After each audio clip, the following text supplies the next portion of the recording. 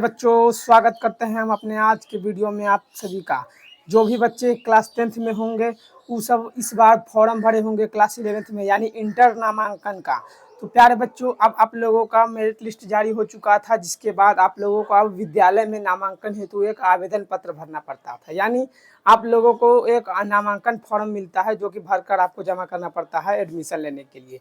तो प्यारे बच्चों, आज हम आपको वही सिखाएंगे इस वीडियो में पूरा एकदम अच्छा तरीका से कि एक भी अगर गलती कर देंगे ना तो आपका फॉर्म रिजेक्ट हो जाएगा, और रिजेक्ट हो जाएगा तो फिर इसको दोबारा भरने का मौका नहीं मिलेगा। इसीलिए प्यारे बच्चों, आपको एकदम सही से पूरा एकदम देखना है वीडियो को। अगर एक भी चीज़ मिस हो जाता है ना तो आपको हो सकता है कि आपका फॉर्म रिजेक्ट हो जाए। तो चलिए अब हम शुरू करते हैं और आपको हम बतलाते हैं कि पूरा फॉर्म आपको कैसे भरना है। एक भी गलती नहीं करना है, नहीं तो फिर आप दिक्कत में फंस जाइएगा बच्चों। कहे कि हमने बार बार बता रहे हैं, एक गलती पूरा जीवन बर्बाद कर सकता है आपका। तो देखिए क्या है। सबसे पहले में यहाँ पर आपको ऐसा फॉर्म मिलेगा, ठीक है बच्चों, ऐसा फॉर्म रहेगा आपको पूरा। तो आपको यहाँ पर सबसे पहले भरना है रोल नंबर अपना। जो भी आपका रोल नंबर है वो भर देना है, और यहाँ पर एक दिनांक भरना है। मतलब जिस तारीख को आप जमा कीजिएगा उसी दिन का दिनांक दीजिएगा बच्चों। ये नहीं कि पहले कल देना है तो आज का दिनांक दे दिए, नहीं, जिस दिन जमा करिएगा उसी दिन का दिनांक दीजिएगा। और यही दूगो केवल भरना है आपको, ये रसीद संख्या आपको नहीं भरना है, ये छोड़ देना है। तो आगे देखिए, नीचे बढ़ते हैं अब मेन चीज में। तो पहला नंबर में देख लीजिए क्या बोला है। पहला नंबर में बोला है वर्ग का नाम, जिसमें नामांकन कराना चाहते हैं। आप कौन विषय लिए हैं, यानी आप 12th में कौन विषय लिए हैं। आर्ट्स लिए हैं, कलाकार होता है इंग्लिश में बोले तो आर्ट्स, और विज्ञान में मतलब साइंस, और वाणिज्यिक मतलब और भी बहुत सारे विषय रहता है, इकोनॉमिक्स, वही कह रहा है। अगर आप जो भी क्लास 11th और 12th में लेना चाहते हैं सब्जेक्ट, उसको यहाँ पर लिख देना है। अगर आर्ट्स लेना चाहते हैं तो यहाँ पर आर्ट्स लिखिए, साइंस लेना चाहते हैं तो साइंस लिखिए, या नहीं तो इकोनॉमी मतलब अगर वाणिज्य लेना चाहते हैं तो वाणिज्य ले लीजिए। तो यहाँ पर आपको लिख देना है बस पहला नंबर में।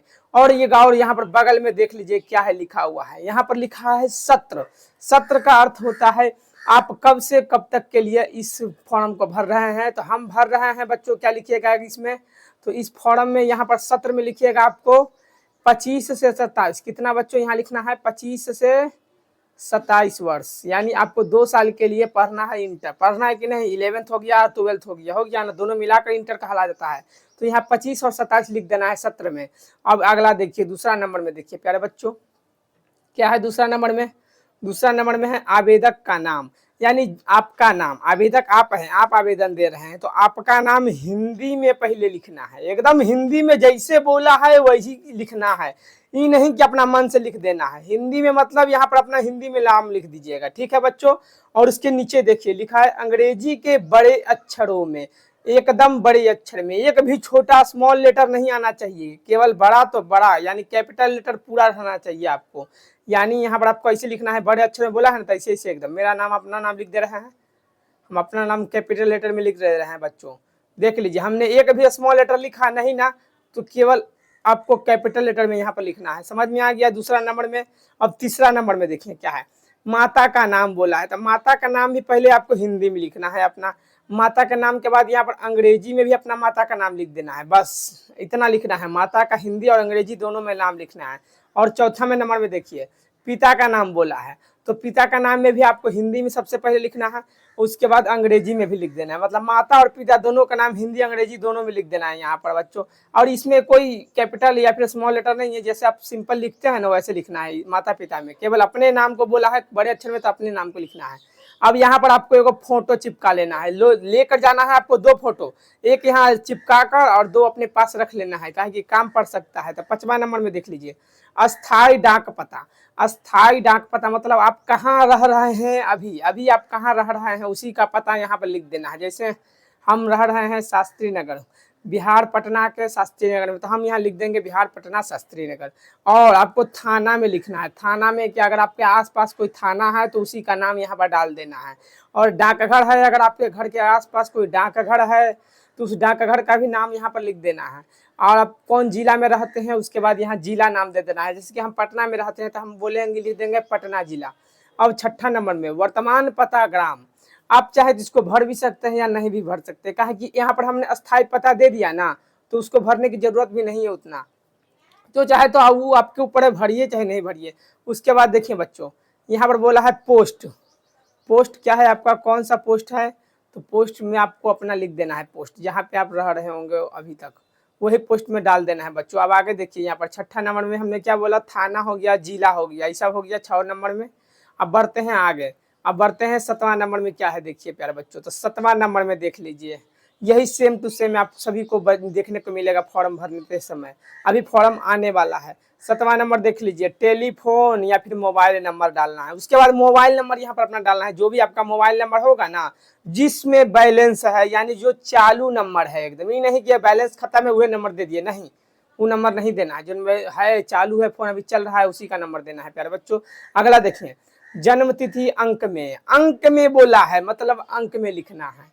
अंक के अर्थ होता है ऐसे लिख देंगे, 2 तारीख 5वां महीना 2008 हो, 9 हो, आपका जो भी हो उतना लिख देना है प्यारे बच्चों। समझ में आ रहा है ना सबको, कि जन्म तिथि अंक में बोला है तो अंक में लिखेंगे। वही अगर बोलता है यहाँ पर दूसरा नंबर में दिया है प्यारे बच्चों, अक्षर में, क्या बोला है, अक्षर में बोला है दूसरा नंबर में, तो अक्षर में भी आपको लिखना है। जैसे लिखना है 2, अब ऐसे नहीं बताओ, अक्षर के बाद बोला है तो एकदम पूरा अक्षर में लिखेंगे, एकदम लिखेंगे 2 अक्टूबर, 2 अक्टूबर, पूरा एकदम आपको सिखा रहे हैं, 2 अक्टूबर 2008, समझे, 2 अक्टूबर 2008 ऐसे आप लिख सकते हैं, 2 अक्टूबर 2008 हो गया ना, समझ में आ रहा है ना सबको एकदम।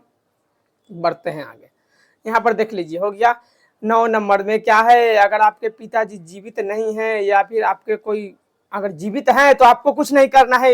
9 नंबर में जिनके पिताजी जीवित नहीं है, केवल ऑप्शन उनके लिए है, समझ में आ रहा है ना, इसमें आपको नहीं भरना है। जिनके पिताजी जीवित अगर नहीं है तो आप किसी और का नाम यहाँ पर डाल सकते हैं, जो कि आपके गार्जियन है। अगर है पिताजी तो पिताजी का यहाँ पर नाम भी नहीं डालना है, मतलब आपको 9 नंबर नहीं भरना है।